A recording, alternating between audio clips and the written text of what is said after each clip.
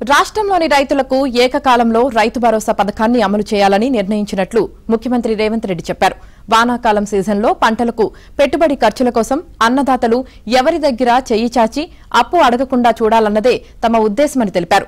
అందుకే రైతు భరోసాను ఏకకాలంలో అమలు చేయాలని నిర్ణయించామన్నారు. నిన్నటి నుంచి రాబోయే 9 రోజుల్లో 9,000 కోట్లను రైతుల ఖాతాలకు బదిలీ చేస్తామని రేవంత్ రెడ్డి ప్రకటించారు. రాష్ట్ర వ్యాప్తంగా 70,11,184 మంది రైతులకు ఎకరానికి 6,000 చొప్పున 1.49 కోట్ల ఎకరాలకు రైతు భరోసా చెల్లిస్తామని చెప్పారు. ప్రొఫెసర్ జయశంకర్ వ్యవసాయ విశ్వవిద్యాలయంలో రాష్ట్ర వ్యవసాయ శాఖ మంత్రి తుమ్మల నాగేశ్వరరావు అధ్యక్షతన నిర్వహించిన రైతు వేదికల ప్రారంభోత్సవ కార్యక్రమంలో రేవంత్ రెడ్డి ముఖ్య అతిథిగా పాల్గొన్నారు. ప్రస్తుతం రాష్ట్రంలోని 566 రైతు వేదికల్లో వీడియో కాన్ఫరెన్స్ సౌకర్యం ఉంది.